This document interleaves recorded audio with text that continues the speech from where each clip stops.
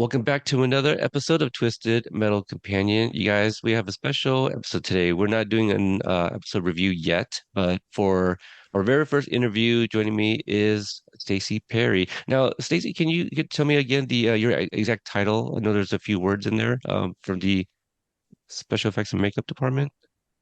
Special effects makeup department head. So I was in charge of all of the makeup effects on the entire show. That's amazing. And you are the first person of your craft that I've ever spoken with. And I think for us commoners, we kind of lump a lot of your crafts, and when I mean you, like people in the industry, kind of lump them all together. So we definitely want to discuss like the differences, your department and the others. But before we get into that, let's learn a little bit about you. Are you a native to Louisiana? Yes, yes, I was born and raised in Louisiana. I've lived in other places like Los Angeles and Florida and Texas and kind of all over. But I always came back home. It's hot as hell, but it's still home. So, Yeah, I've spent very little time there. I was part of the Hurricane Katrina efforts back in, I oh, believe it was nice. Yeah, yeah, yeah. 2005. Yeah, but by the time I was down there, like it had already been evacuated. It was Yeah, just, it was wild. Nothing I've ever experienced, many people haven't experienced. And so right. when I got down there, it felt like I was on a movie set because there was like nobody Yeah, around. So, pretty crazy. And you guys were okay during that yeah, evacuation, I imagine. yeah. Yep, everything was good. Same thing like when we went back after the storm had passed, it was so surreal. I mean, just like you said, it's a ghost town. Everything you could tell something bad happened there. It was crazy. I'm glad the city finally seems to have recovered pretty good, I think. I mean, there's still some abandoned houses that still have the Katrina markings on them. Wow. Some areas didn't make it back, but overall, I think they did pretty good. Good. I'm happy to hear that. I mean, I would love to go back and actually experience the life that is living, in that region. I spent Yeah. most of my life in the Pacific Northwest, so any chance I get, I would love to come back. Now, were you always into like film? I know that you dabble in food, but also the arts, and but you seem to have a very creative mind. So where did that all come from? Well, I guess my whole family. My mom is a costume designer. My dad, not as much in the arts area, but he was like a geological draftsman. So he did a lot of airbrushing. And I learned a lot of my airbrushing skills from him. And then both of my brothers are actors, and one is also a musician and writer and director. And I mean, it just kind of seemed to be in the genetics, I guess. Yeah, it sounds that way. And so um, did you always know that you wanted to get into like the special effects type of work? I think once I started in the industry, because I started with my brothers basically, like they had a really cool series on Fuel TV. Um, and basically it was low budget, so we did everything. Everything on the show we did, and a lot of it was makeup, a lot of it was props, and I mean it was just a lot of cool stuff like that. And I think as I started progressing and getting bigger films, bigger TV shows, I just realized that that's what I enjoyed the most was special effects makeup. Beauty makeup is great too, and it's nice to kind of have a show where that's all you do because you kind of just like to change it up a little bit. But I think overall that's always kind of been my passion in the industry. So I saw a lot of the face paint work that you've done, body paints and stuff like that. Do you often kind of experiment on yourself, or like where do you find like the tools and the means to kind of perfect your craft and your work? I think, well, I mean, as far as like face and body painting, you usually end up doing it on yourself a lot of times for pictures because you're the only one that's available. So when you've carved out the time, you can do it on yourself and it's easier. You can take as long as you need or want. Um, I like to have models, but they're hard to come by, especially because, a body paint takes a minimum of 4 hours. So it takes a long time.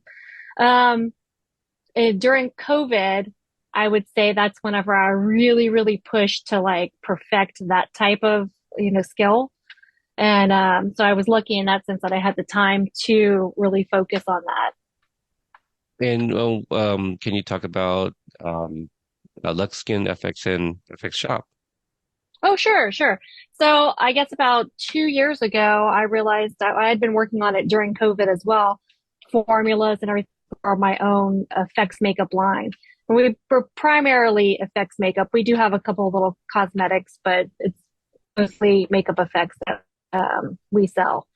So I decided, I mean, I could do this. I could make my own and I could make it better kind of thing because I know what we need, especially in Louisiana. Like we have such a different climate here.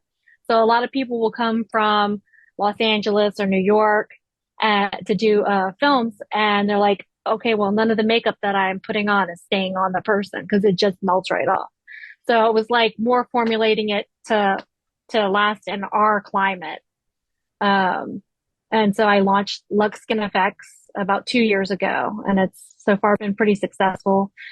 And then during the filming of Twisted Metal, I realized that I was going to be making a ton of props and rigs and everything like that. So I was like, okay, let's open up an effects house. So now we have that also in New Orleans, where we do props, anything from dead bodies and rigging to like fake knives and all that kind of stuff.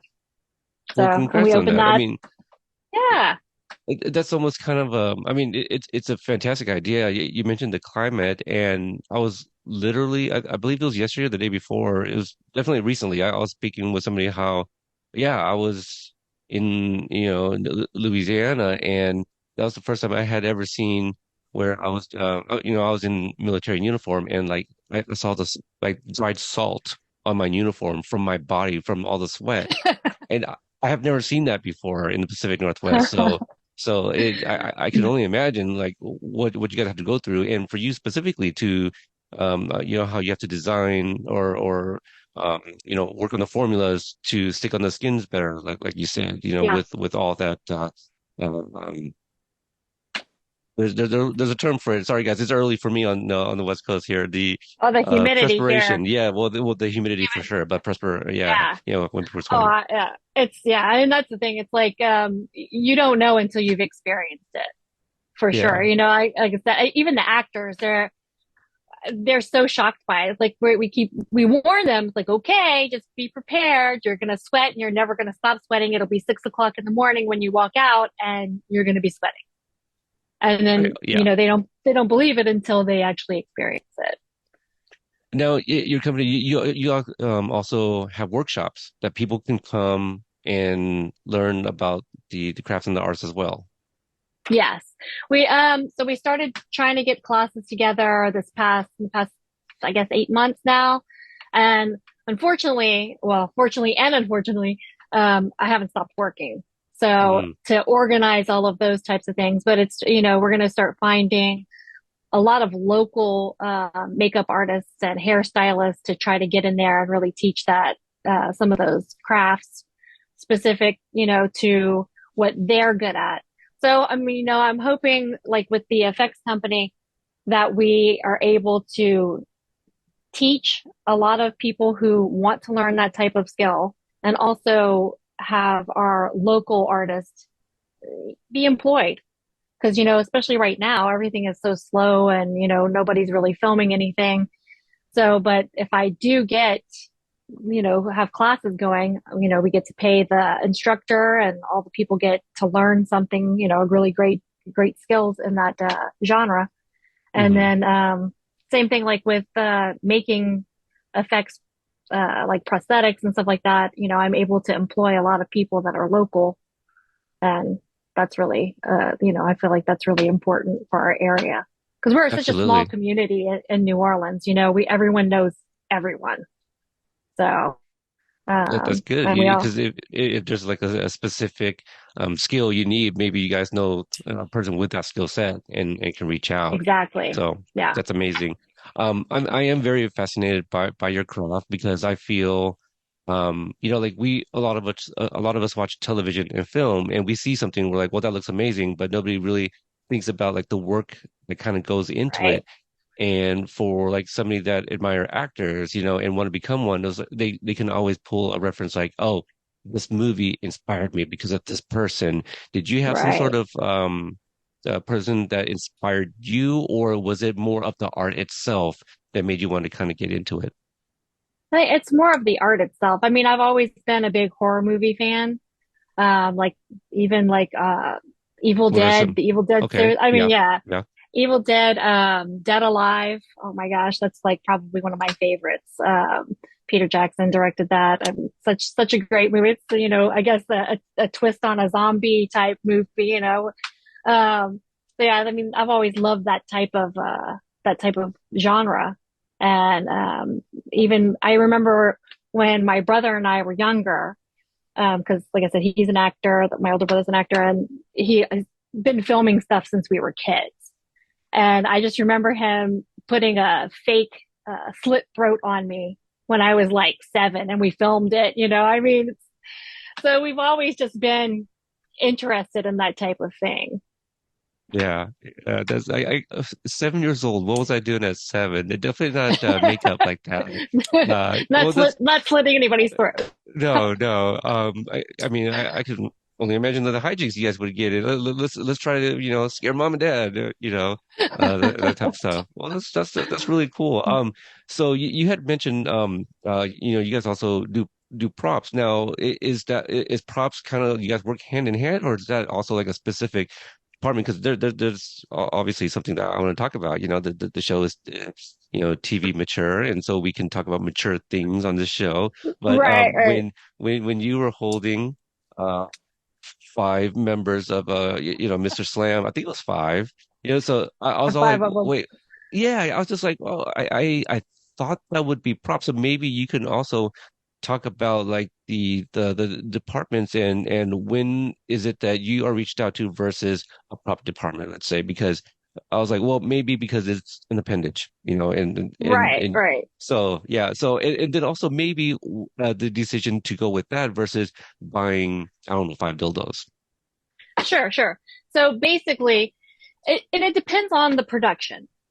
A lot of times the lines are kind of blurred between special effects makeup, props, and even going into hair and that type of thing, because sometimes special effects makeup is in charge of like dead bodies, body parts.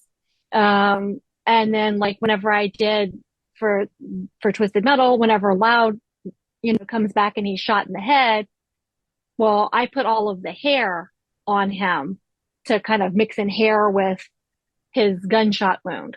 And same thing with when his ears cut off, that's a lot of fake hair that's in there that my department is who put that on. And it depends on the other department that you're working with. Sometimes they don't want to relinquish that responsibility, and then you just try to find a way to work together. Luckily, on this show, and on most shows, it's usually pretty easy to be like, okay, do you mind if I take over doing this? And it's a lot of working together. Um, Same thing with props. A lot of times, like when it comes to like teeth that have been busted out, that tends to fall on special effects makeup a lot of times. It is a prop, but again, it's one of those things where props will be like, hey, do you have any teeth? Yeah, we do, because I have like a disgusting amount of teeth in my storage. So, I mean, we always kind of have those things and we just lend it to them and they use it. Um, as far as like Mr. Slam, that was a really funny one because that is absolutely 100% a prop. Um, but I think that it's on Twisted Metal for sure. Props department was pretty overloaded with everything that they had to do. And they did ask me for help for, with a lot of things that they weren't able to either make or get. And this was one of them. Actually, one of the writers had come up to me and they were like, so, we were talking about Mr. Slam and, we've decided that maybe that's your responsibility. And I was like, oh, okay, I guess it will be my responsibility. And so, I mean, I took it as a challenge. It was all a lot of fun. I mean, just because it's such a funny thing. But yeah, I sculpted it and made it in the trailer as we were filming, basically.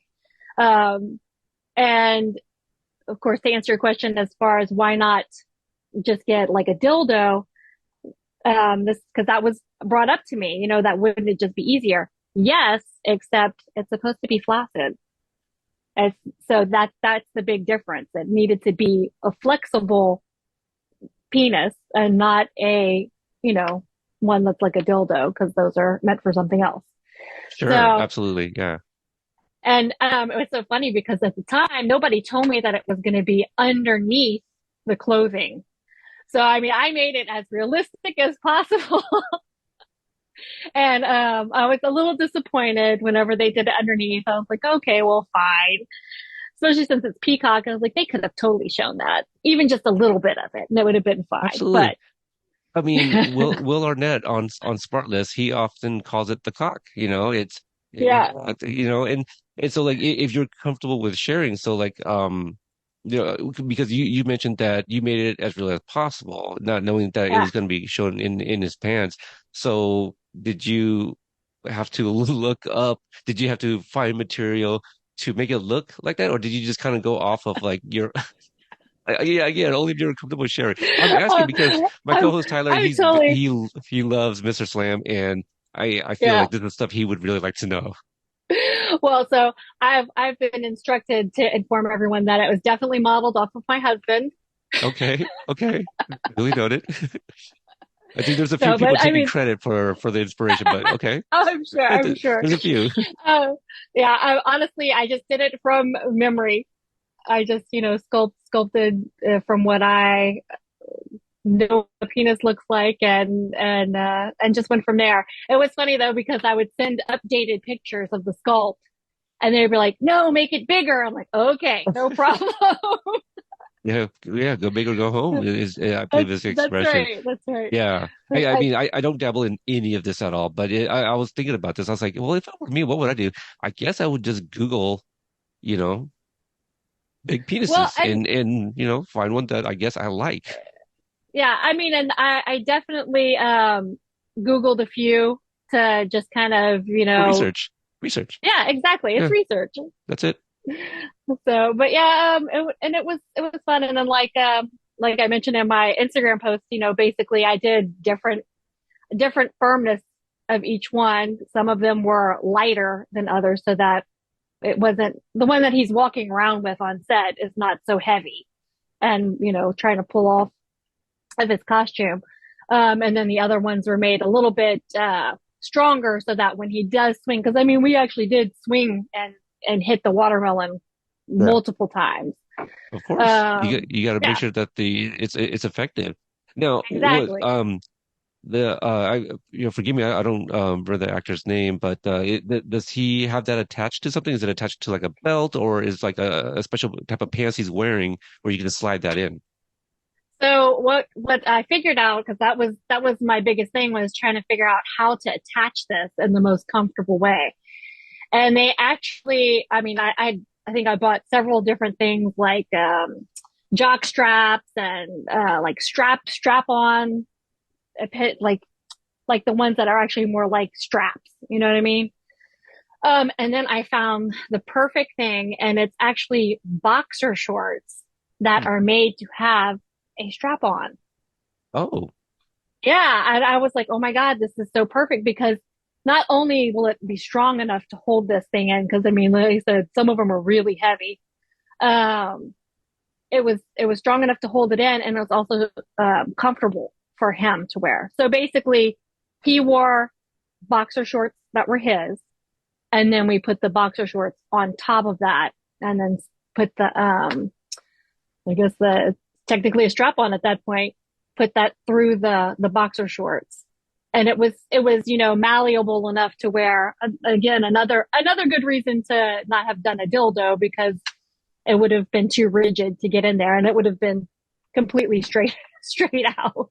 Yeah, we can't have that. We definitely No, the swinging effect. I that's too think far. yeah, it adds to the comedy for sure. It's because Yeah, it's so absurd, but it's pretty yeah. amazing. So I don't think people thought that they would hear this conversation. Clicking on the Probably not. episode. But I feel like it's well, we were not talking about it enough. And when I saw your picture, I go, I know what I'm gonna bring up. So I, you're I, sharing it. Clearly, you want it out there. that's it. I had debated. I was like, do I want to post this or not? But you know what? It really was. I think it is important for people to know that you do get thrown all kinds of curveballs, things that you don't expect, and that was one of them that I didn't expect, but I was happy to do it. Yeah, And because it was a challenge, I've never made that before, and now I have. I don't yeah. know if I ever need it again, but it's funny that after one of my other makeup friends found out that I had made one, she was like, "Oh my God, if only I had known we actually needed a fake penis for a funeral scene." And we had to get a dildo and it looked ridiculous. And I'm like, well, now you know. So, I mean, it is something that, people don't think about. A funeral scene. I may have to look into this too. Oh, no. Yeah, it was for No. another show. Okay. No, I mean, I'm still curious. Like, why Oh, would I one think need it one was, for such a scene? yeah, I don't know. I think it was, again, it was supposed to be something large and ridiculous looking. I think it was for Half Baked 2. Oh, I don't think I know that. Wait, maybe I do. I haven't seen that one. I obviously know about It's the classic probably, first. it's probably not out yet. It's probably not out Okay, yet. It was that's just fine. filmed this past year. So, Okay. So I'm gonna jump around because I'm looking at some yeah, pictures already, but because you shared it yesterday, what about the axe to Stone's face? It looks you, you do such amazing work. Okay, you and your team, but I remember watching that the very first time, and when you see it's still in his face, I'm just like ouch because it just looks so real. And so can yeah, you actually how about this when a production like this starts, I'm assuming you get maybe not full scripts. Are you given some things like, hey, you may have to be coming up with some of these stuff that we have in mind for future episodes? Like, how do you start preparing to create such things? So usually we get all of the scripts, Hmm. and as we read them, we do a breakdown. So every time you read something for a character, whether they cry, they get hit in the head, hatchet to the mouth, whatever it is, you write down the scene number and the character, and you kind of keep a log of every single thing that happens. For this one also, if there were any dead bodies listed, I'd have to know what scene that those dead bodies were going to be, what kind of dead bodies they are. So you just kind of keep a running tab of all of the things as you're reading the scripts. Then we have production meetings with everyone. So the directors, the writers, the producers, costumes, everyone is there. And you go through the script scene by scene. And then we talk about if there's something specific to a specific department, what we're going to do, what we have planned, what the director, the writer, what they're looking for. And it's kind of just like a big group effort of finding, the right way to do certain things. Same thing with Right. costumes, hair, all of that stuff. So, Because specific to, yeah, like with Loud, like we see his ear early on, and then we get in a flashback of how that actually happened. So these meetings and the discussions are happening, and you're like, oh, okay. So at some point, we already have to have shown his ear already, cut off. correct. Yeah. Okay. So, I mean, and that's how you go through it. We know that as we're filming, we are going to have to eventually have an ear, a prosthetic ear that's on him that looks like his ear that gets cut off when Yeah. his real ear is still underneath there. And, so yeah, you know things ahead of time most of the time. Sometimes they'll spring something on you, as a surprise, kind of like Mr. Slam, um, Big that you surprise. don't know about. Yeah, exactly. Um, but for the most part, you have a really good idea, and then you start preparing from there. So, like, if it's if it's like some sort of rig that has to be built. So, for example, the hatchet that usually gets sent out to an effects house, Hmm. and they produce a replica of the hatchet that's being used, and they do it in a lightweight version or whatever version that might fit what the actual action is Hmm. that's going to happen. So for the hatchet that gets into Stone's mouth, basically we had started out, we had some problems with it. The effects house that I had originally gotten to make it made it in a way that was opposite of what we had discussed. So when we got the piece in, it was totally not going to work. There's no way it was happening. They had like made a whole prosthetic for the mouth that the hatchet was going to fit into. And that actor, Thomas Hayden Church, um, he had just had surgery basically on his lips at the time. And so Mm. that wasn't going to be an option to put a prosthetic on there. So then it was up to me to figure out, okay, how are we going to make this work? So I had to actually refabricate the entire hatchet while we're filming. Wow. And so, yeah, and that's happened almost every time. If you're getting your stuff outsourced and it comes to you, you almost always have to do something to change it to make it work. And that happens, like I said, I would say 99% of the time you're doing that. So you're Yeah. having to be prepared to make changes on the fly all the time. So, I mean, Yeah. for that hatchet, I had to grind it down. Like they had some kind of weird, magnetic piece to it. I'm like, okay, that's not going to work. Oh, it was a magnetic on the, hat, on the handle. That's what it was. So I had to use a different one. I had to grind it all down to where it actually fit perfectly on the mouth. And then I had to drill in, a wire, like an armature wire, and get a silicone bite plate so he could bite down on the piece that's in his mouth. And then the hatchet is sticking right here. And I had to do it to where he could still talk, but yet it still looks like it's in his mouth. So it's a lot of just kind of playing around and figuring out how to make it look real. You know, we Right. glued some real gross skin bits to it so that it looked like that's, and I was so excited because, you know, you never know until it's edited what it's really going to look like. And I was watching, I was like, oh, but the skin bits are there. It looks great, you know?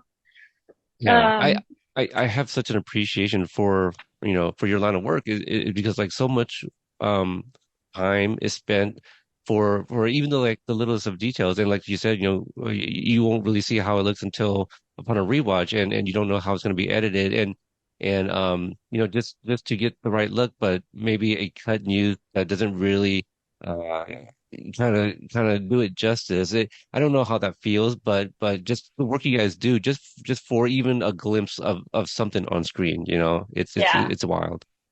yeah. And it can be really disappointing. There was a whole, scene specifically on Twisted Metal that got cut. That was really cool. We had a whole bunch Oh, of, frozen people when yes, I'm she looking at a opens. picture right now. Yeah, And yeah, yeah, the ice looks amazing and real. yeah. And but they had like a whole scene where she walks in there and she interacts with them and one of them's in the way. And I mean, I'm going to assume it got cut for time more than anything. So it's disappointing, but at the same time, you know that there's a chance that everything's going to be cut. But, you know, like you said, down to the detail. And that's really our job is to get all of the details, something that you may not notice, but you might have noticed if it wasn't there. It might have Right. taken you out of it. So like the Haggard Loner, Absolutely. his toenails. I mean, we made toenails for him to be disgusting and gross, so that it added. And I mean, it was so nice to see. You know, they got close up on his feet walking, and I was like, oh shit, there's those toenails. They Yeah. look great. Yeah. So you know, I mean, we could have just made them dirty, but I felt you know it was important to add so that it just gives them more character. Yeah. Because I mean, people, I like to look at details. I like to look at extras. I like to watch people's facial reactions. Just that's how I Yeah, consume film and television. And so you're right. Like seeing somebody walking, there's definitely a difference between like just dirty feet walking and then somebody that has been walking on barefoot for maybe 2 decades, right? Right. The toenails, they're not gonna look like regular toenails. They're gonna look a little Right. bit off. So yeah, I totally get it. That's just amazing. The thought of that, right? Like I don't know, maybe a lot of people in your line of work would think of something like that, but I feel like obviously again the common folk probably wouldn't have thought of that. Just they're No. naked feet, you know? Yeah. So just the attention to detail is just you guys are really amazing. Um Angel's character of Tinker, I believe is episode 110. I'm looking at this picture of her laying on the ground and she's got a scar on her face and just can you talk about her because I'm looking at this and she looks like a burn victim. Like Yeah. the scarring, the tissue, it looks real. Some of these I know they're effects and makeup, but they make me cringe because I'm not I don't go and seek these things out. I know there's people that love that stuff. But Yeah. yeah, how do you guys achieve like the coloring and do you guys just keep like kind of experimenting and until you think it looks good, or do you guys have like a point of reference that you guys So are always going for? if anybody ever looked at the pictures on my phone, it's very morbid. I mean, because I do look up a lot of pictures of real injuries, real burns, real gunshot wounds. So you get that plus all the ones that I do all mixed together, and then there's like a family picture like mixed in Mixed there. media. It's great, Sure. right? But so yeah, we do a lot of us do a lot of research to get it as real as possible. And it does come down to, I think, just practice. Like we've done it so many times and we know what works to make it look as real as possible. Um, Comes down to knowing what products to use to really make it look real. You know, like Yeah. for Tinker, I used several different techniques for burns that I personally like to use. And that's the thing, every makeup artist, every special effects makeup artist, everybody has their own way of how they do a certain special effect makeup and just makeup in general. Um,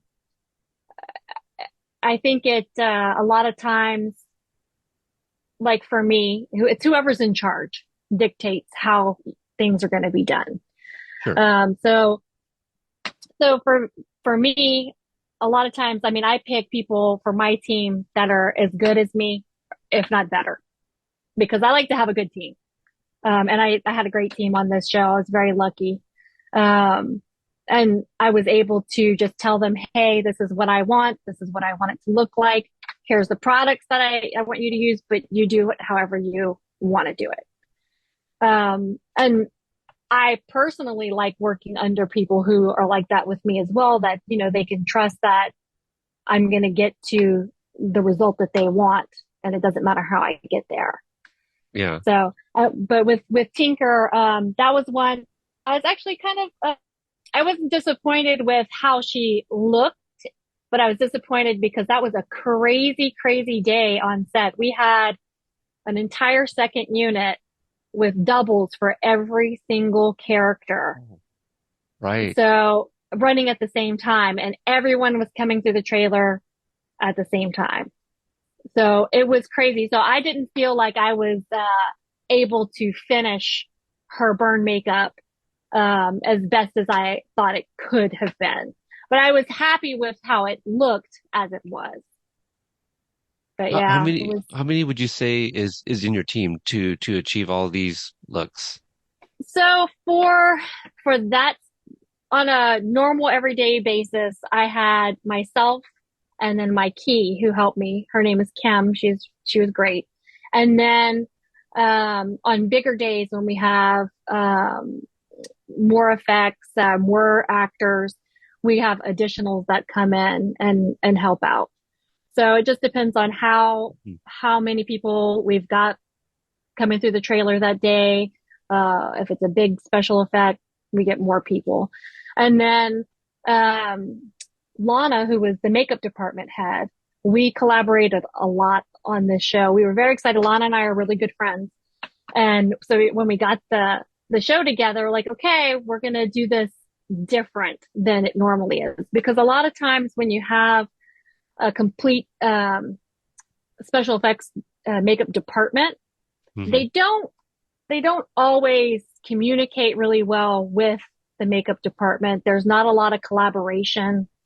Um, it's a lot of, okay, well, if it's a special effect, we're doing it and you don't ever get to do it. And there's not a lot of talk of how the look is going to be. So we decided that we weren't going to do that and that we were going to have as much collaboration as possible, especially with John and Quiet's looks, Hmm. because most of the time the makeup department has them. Right. And, you know, our biggest thing, and one of the things that we think is the problem with splitting those teams so straight down the line, is that, you know, you have to take the actors into consideration. Well, you know, Anthony and Stephanie, they're used to their makeup artists. So when Mm. you're having to pull them away to go to somebody that they don't see very often, it makes it uncomfortable for them as well. So, you know, that was one thing that we really wanted to focus on, was making sure that all of the actors were as comfortable as they could be. And so anytime we did, anytime they had a special effects makeup that they needed done, I would go to them instead of pulling them to me. Yeah. And I would do their special effects makeup in the chair that they're used to being in, with the makeup artist that they're used to having do their makeup, so that they were as comfortable as possible. And I mean, I think that we pulled it off. I think that everyone seemed to be really happy with not only the vibe in the trailer, but, you know, as far as being happy to go into the makeup trailer, because not everybody enjoys getting special effects makeup. You Right. know, Sure. no, you know, a lot of people don't like to have prosthetics on or blood or any of that stuff. So it's that's another challenge for my department, is trying to make the actor as comfortable as you possibly can. Yeah, because this is why I do what I do, because I love hearing the stories and the behind the scenes stuff. I remember when I was really young, I used to love watching the show called Movie Magic, and that's where I learned about miniatures being used and the special effects. And you hear about these stories about how actors are, yeah, in that chair for hours. They have to start, 4 in the morning, so that way they could be ready to Yeah, shoot at whatever time. So yeah, I can understand needing them to be very comfortable. But the work that you do, and maybe this was directed, but I love how they look real, right? Like I'm sitting here telling you, I look at these pictures and they kind of make me cringe, and because I don't know if some projects, if people are told like, yeah, just kind of do your thing, and people decide, oh, I'm just gonna make this outrageous and shock people, and that's not what we get here. Like these all look, like real wounds and right, things like that. So was that also like a direction, or is that something that you decided, no, yeah, we're just gonna make this stuff look real and not have the Tarantino blood splatter, just insanely right. amount of blood for no reason kind of thing. Yeah, that usually comes from a lot of times comes from the director or the writer, whoever has got the most on that particular show that you're doing. A lot of times, more times than not, unfortunately. Luckily, it wasn't the case for Twisted Metal, but more times than not, it's always okay, add more blood, and then you cover up all of the beautiful work that you've done. Because if you're just going to add a whole bunch of blood to it, sometimes that's, you don't even need anything else because it's just covered in blood.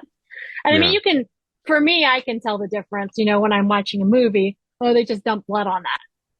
Or look, that's an actual wound, and, you know, there's blood added to it because it would be bleeding. So I can tell the difference. I don't think your average person could, unless they are just really into that type of thing. Yeah. So it is one of those things that it becomes a little disappointing for us, you know, as far as, you know, the integrity of our work. You want that to be seen. And like I said, luckily with Twisted Metal, we were able to really do our work and let the work show, instead of just throwing a whole bunch of blood at it and covering it all up. All right. I have I have a scene that I would like to ask you about, but I don't know if it kind of teeters like on possible spoilers. So my first binge, I completely missed it, and it wasn't until a coworker asked me about it. I go, wait, there's a stinger? Like there's another scene at the end of the finale? Yeah, so shortly after the credits, I don't know how I missed it, but we see Mike and Stu. Okay. Yeah. Are you able to talk about like, where um, we see Mike and then there's a cut to Stu and then all of a sudden we see bloods, like are you able to talk about like maybe the direction you were given, anything you were told about that? Basically, I was told anything can happen. Season Okay. two, anything can happen. It's a video game. Everyone could come back. There's a possibility for every single character to come back to life.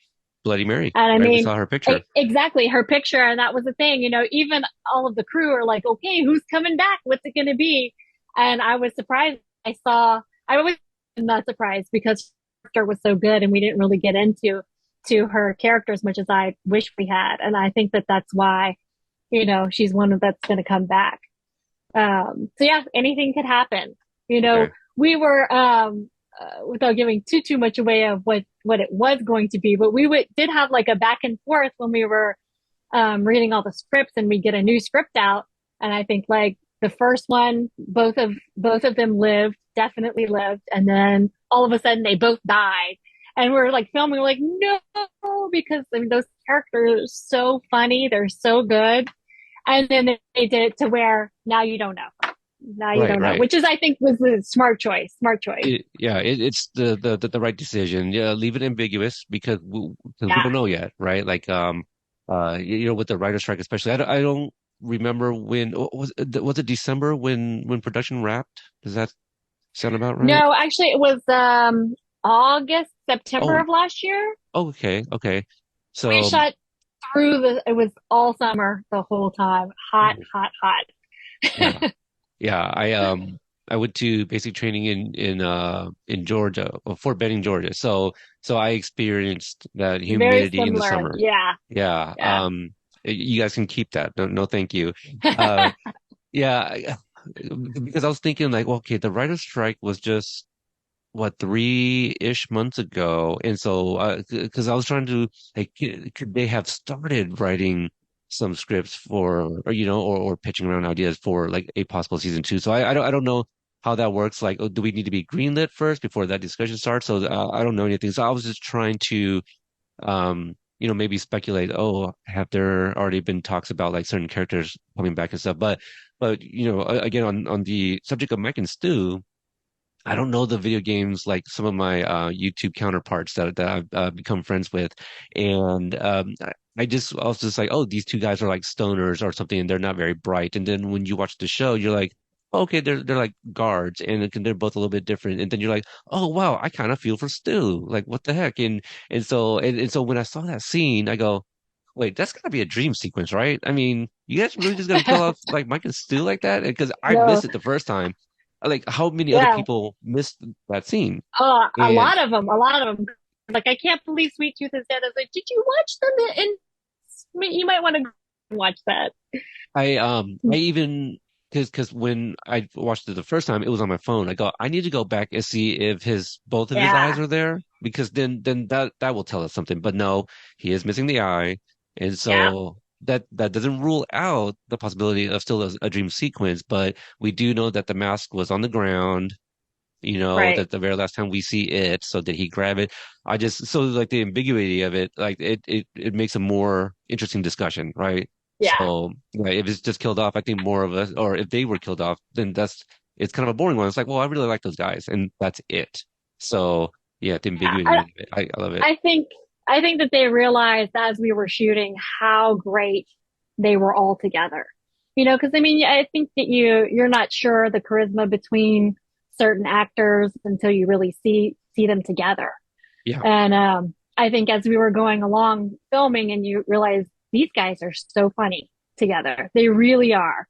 It's such a perfect little trio, Sweet Tooth, Mike, and Stu.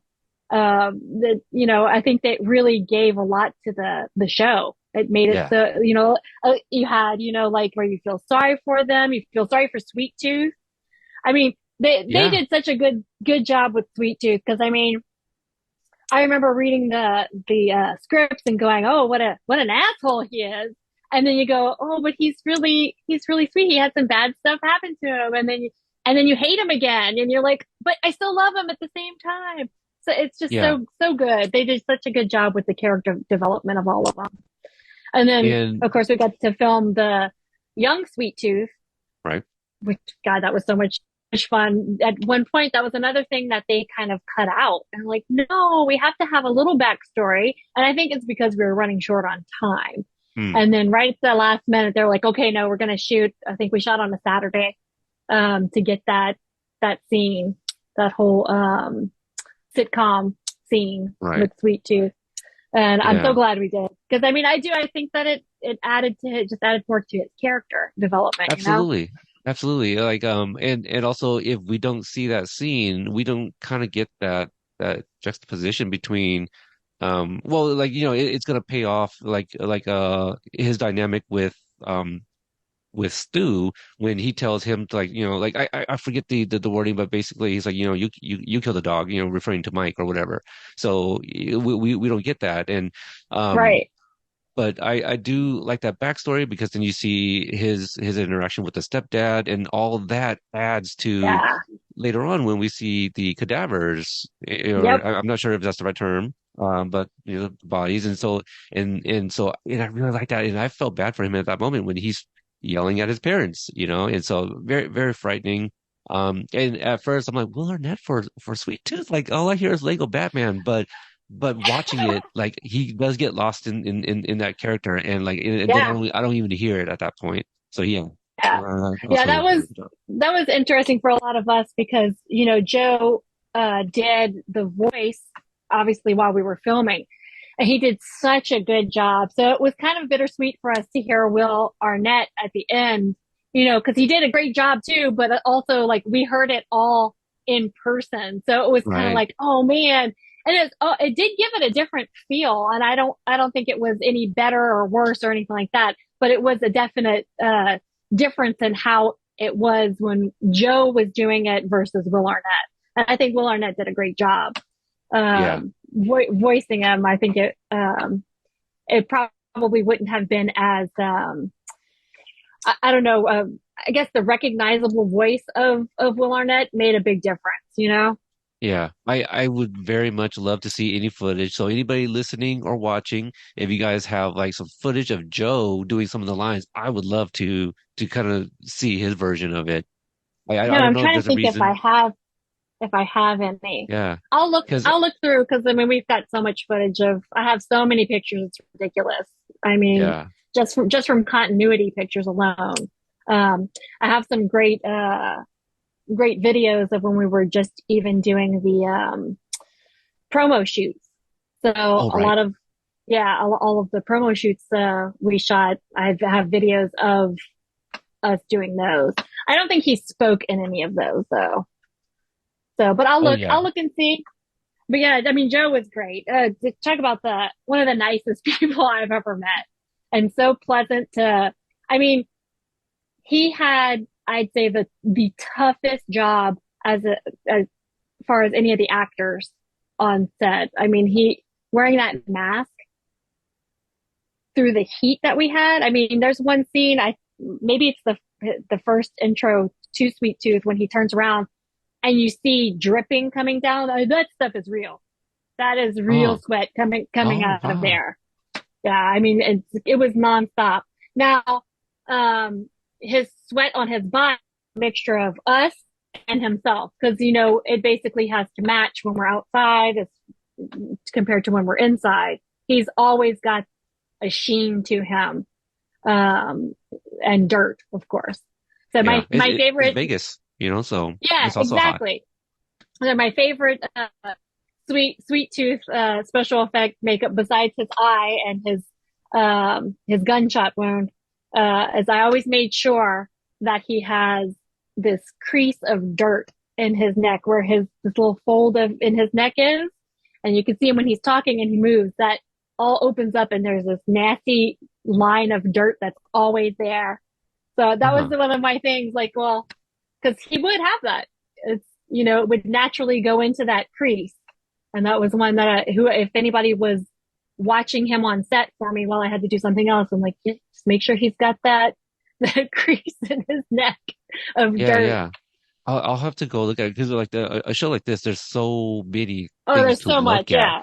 Yeah, and so like the makeup is often like you're kind of looking at like some main things, but like the details. That's why I like going back and rewatching things to look at Yeah. all these other things and finding other little fun things that people created just for us. And so Yeah. um Yeah. oh, I don't think we've brought her up, but we haven't talked too much about Quiet. Can you talk about like her finger? Like, is that something that you've also done, like the missing finger? So, for her, because her finger was missing throughout pretty much the entire show, we did green screen finger. Mm. So I had, I don't know how many green screen fingers we went through, but there was a lot of them because, inevitably they'd get misplaced or, she'd go to the bathroom to wash her hands and forget it. So that or they get dirty.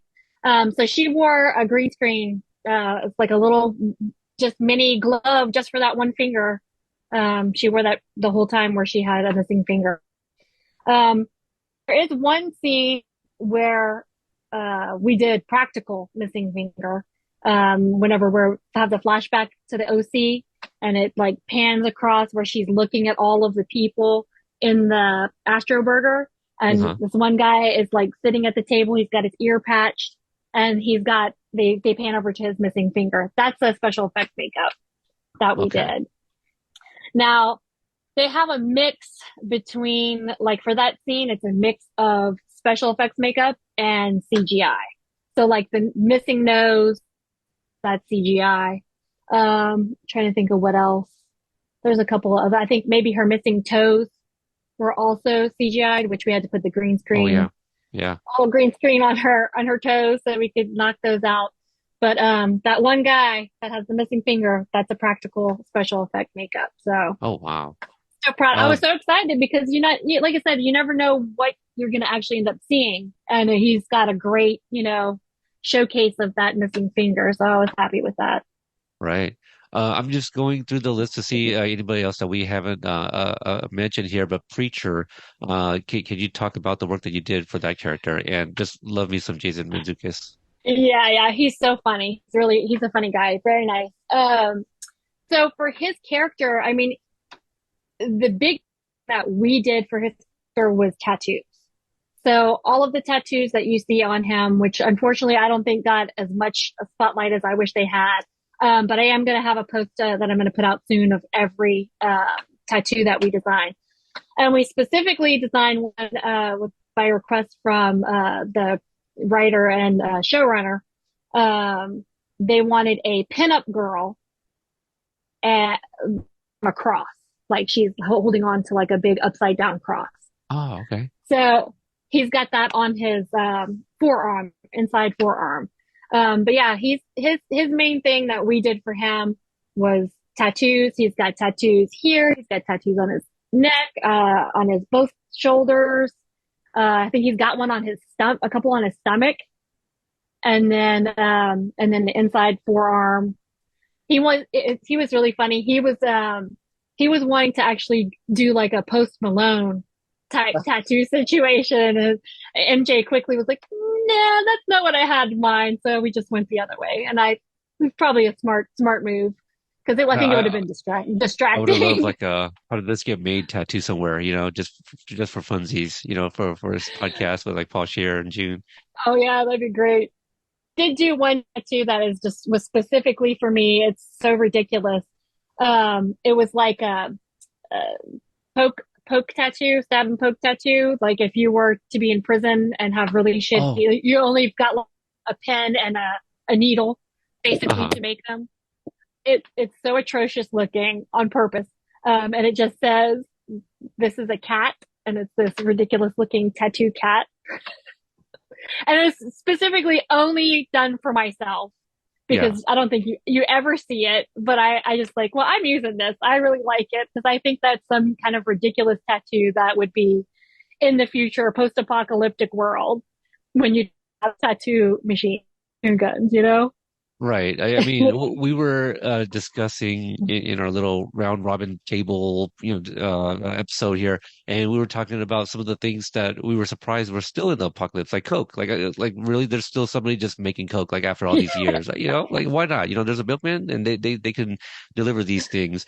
Some of the other stuff that you guys have all collaborated on were like the look of other people, like Yeah. vultures and stuff like that. Can you talk about some of those work? Yeah. So like the Vultures, every group had their own specific look for sure. And all that came down from a mix between what the director and the showrunners were looking for and then the makeup and special effects makeup departments. It's like a collaboration between everyone. The Vultures specifically, they always kind of had not a dirt mask around their eyes, but it was more dark around the eyes. And the biggest thing that everyone had was dirt. Yeah. The only people who were ever clean were the people inside the walls. And that was a big thing that we always had to make sure that anybody that you saw outside of the walls was filthy. Right, right. They don't have access to, water most of the Nope. time. Yeah. Right. Right. So yeah, I mean, they had those guys, were specifically like the dark eyes, the holy men, pretty much just dirty. Yeah. The, Because you they're wearing know, a lot of gear too. So, right, exactly. There's not much we could do. They all have masks on. So it was more just making sure that their hands were filthy and stuff like that. And then we didn't get too much into the seagulls. But at one time I think the seagulls were going to be like older people, like maybe like 70, 80-year olds, kind of like a retirement home type right, thing. And right. I think Yeah. that changed for some reason. I don't remember what the reason was. Um, Trying to Do you, think of what do, other do you, groups we like had. like the two guys that were like, I don't know if they were looting or whatever, right? Like to imagine them as older people and have Stone have like Mike and Stu shoot at old people. Maybe that's what it is. Like, man, is that a little too far? Right. And that could have been what it was. I mean, it could have been that. It could have been that it needed to be a stunt person because they were Right, stunt people that we ended up right, using. right, And maybe there's not, it would have looked ridiculous had we tried to put a gray wig on someone and make them look older. But, right, especially for that kind of thing, it's not like you're doing old age makeup on a main actor where you're going to spend the time and money to make it look real. Whereas if it's a stunt person that's far away, it really would have just been a gray wig and it would have probably looked silly. right. So, but yeah, Well, I mean, like you said, it could have been just that it was too far to shoot an older I older person. I am imagining it, but it's just like, the mental manipulation just to have those two characters do that, just to kind of show their worth, Yeah. if they're willing to, do the dirty deed, and it is about Stu in that moment. I don't know how much that would change, yeah, making it old people, but as we get ready to wrap up, one of the other scenes I would like to talk about is the DMV scene when Sweet Tooth finds his new recruits. What can you talk about, like the decapitation and all that? I did see, I believe you did have a picture of the head. Yeah, yeah.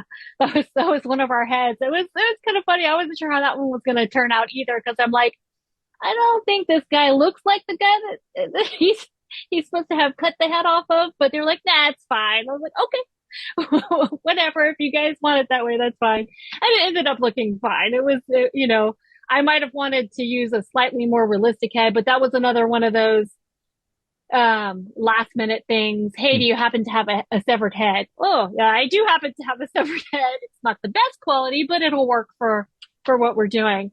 Um, but yeah, that DMV scene, I mean, basically for us specifically, we had like an entire rig whenever the first guard comes in and she gets stabbed through the door. That is a rig that she has on. That's half of a machete basically so that we could film the machete sticking out of her and do it practical instead of it all being VFX.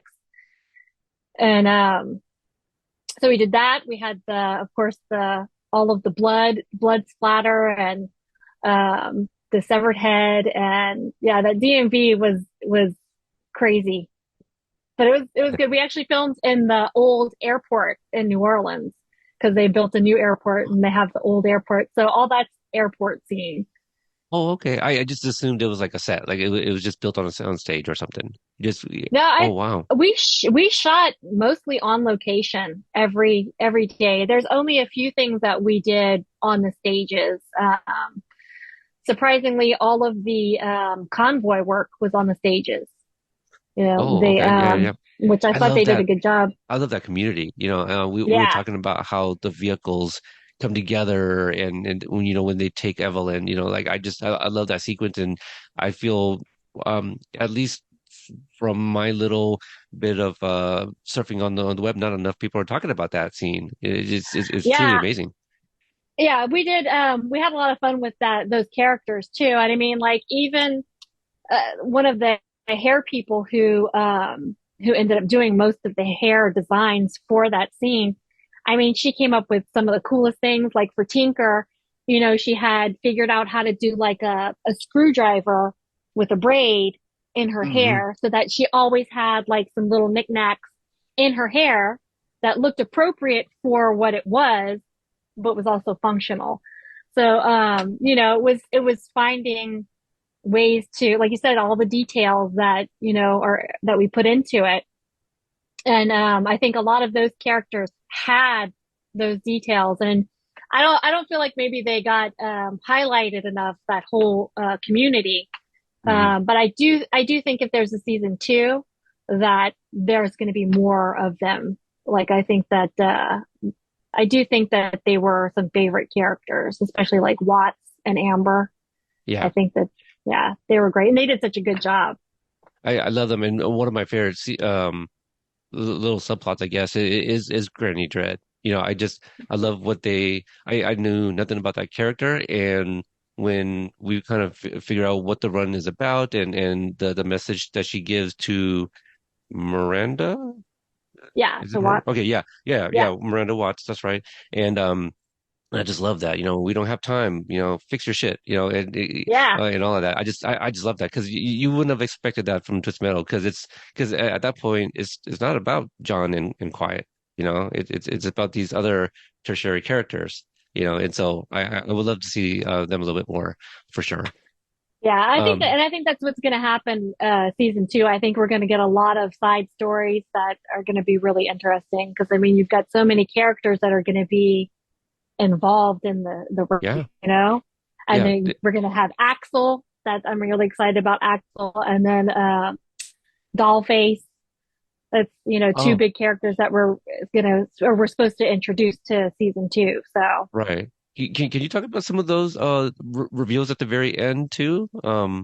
You mentioned Dollface. I forgot about Axel, but yeah, we at the very end we get a few glances at some characters that are teased for a possible season two. yeah, yeah. I mean the two new ones are, like I said, are Dollface, who you find out is John Doe's sister, which I think is a brilliant way to tie those two in together. And then Axel, which we're not sure how like who's going to play Axel or anything. I feel like that picture that they use though reminds me of Wesley Snipes and Blade. That's who. Yeah. So I just picture that type of a character now. I could be totally wrong, but um, and then of course we've got Bloody Mary coming back. Preacher's going to come back, John and Quiet. And then I'm trying to think if there was anyone else that they put up there. Grim. I feel people are talking about a character named Grim. I don't know if Ooh, I they don't thought. know.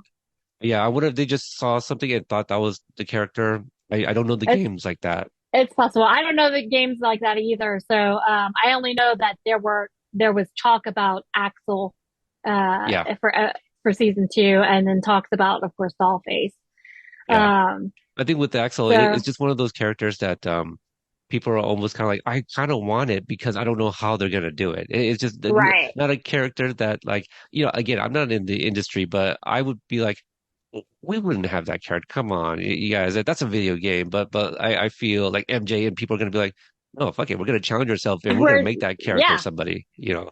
I mean, yeah, look what they did already. You know, with Mike and Stu, I bet you most of the gamers were like, "What? Those guys are just dumb stoners. Well, you know, what can you do with those guys?"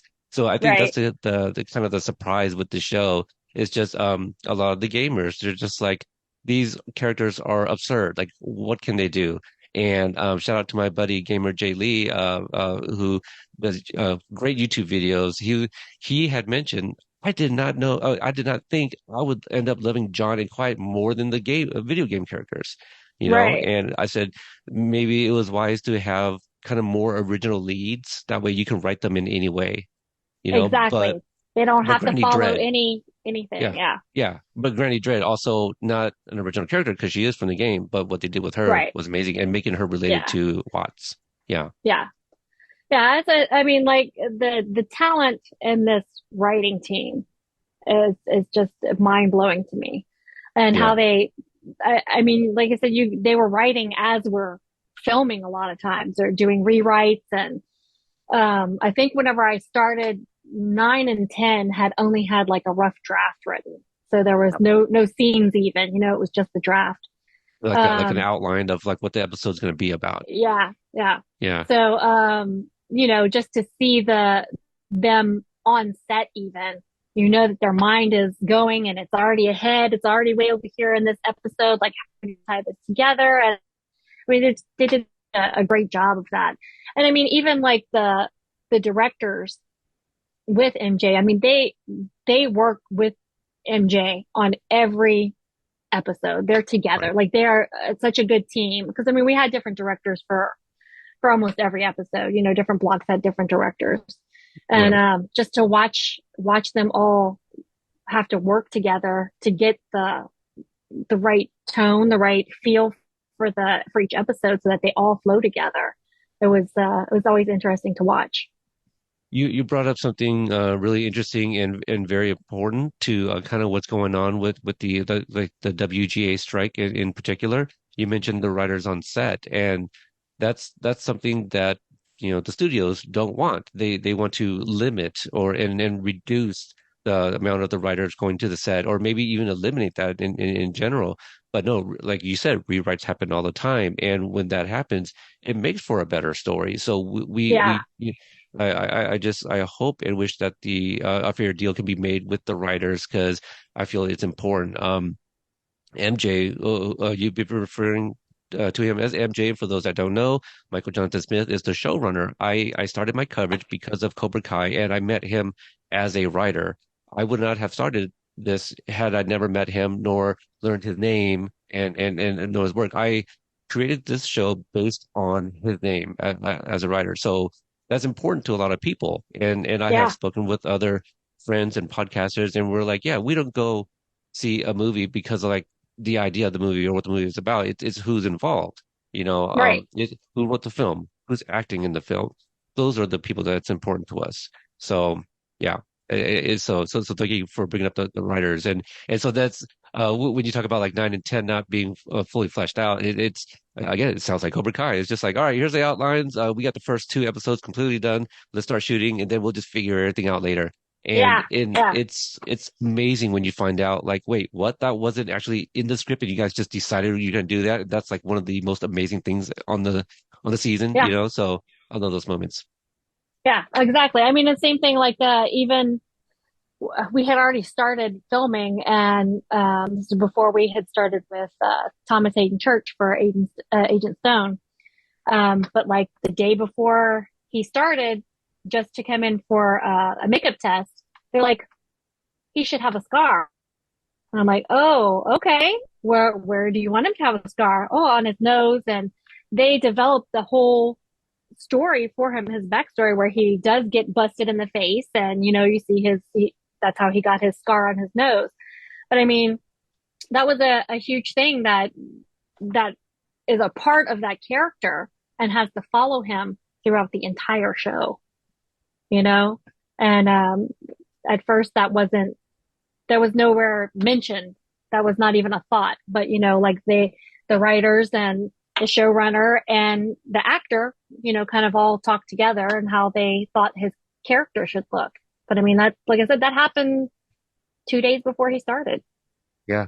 See, So and again, and so when those changes are made, a writer has to write that into the script. So, yeah. you know, and we'll end it with this. And you have done so much. We talked about, the face paint, the body paint, not enough about gourmet food. Like I know I have read that about you as well. But just like everything you've done and starting your own business, what advice can you give for those that are passionate about this particular craft and how, uh, where can they begin or where can they look to kind of grow in this career? Yeah. So, I mean, I would say that if it's something that you're passionate about, it's all comes down to education and finding the right place to get that education. Um, a lot of there's a lot of classes that happen that are huge classes that happen like in Los Angeles, and I'm not downing those classes at all. But if you're from a different climate, this is specific to people who are not from Los Angeles, not working in Los Angeles all the time. A lot of the stuff that you're going to be taught there is not going to be the stuff that you could ever use here. So I think that, my biggest thing for people who want to do this as a living is to really kind of delve into different climates. What would it take to have this work in Los Angeles, in New York, in the South, where it's so humid that everything falls off of the person? And I think that that's a big gap that I think that the industry has as far as education wise. So I think that it's finding the right education for what you're passionate about, and then just practice. So much practice. Practice on All right. yourself if you have to. Practice Yeah. on whoever's willing. That's Yeah. like, I see a lot of amazing work on TikTok, yeah, so yeah, I try not to spend too much time on it because I know how big of a rabbit hole that is. And, it yeah. gets me in the afternoon, all of a sudden it's midnight. But yeah, a lot of amazing work. And I follow you. You're a great follow. I love everything that you're sharing. And where can people Thank you. find or follow you to see all this amazing work? Sure. So my Instagram is at the Sta, Thestah. That's my nickname that my brothers gave me, was Sta instead of sister. It's just the last part of it, basically. So that's my Instagram. My Facebook is Systematic, spelled Systematic. Systematic. Trying to think what else. I have my website, staceyperry.com, and of course, the new makeup line is luxskinfx.com, and parishfx.com is our FX house where people can go and hopefully start getting signed up for classes to learn some really great makeup effects and hair skills.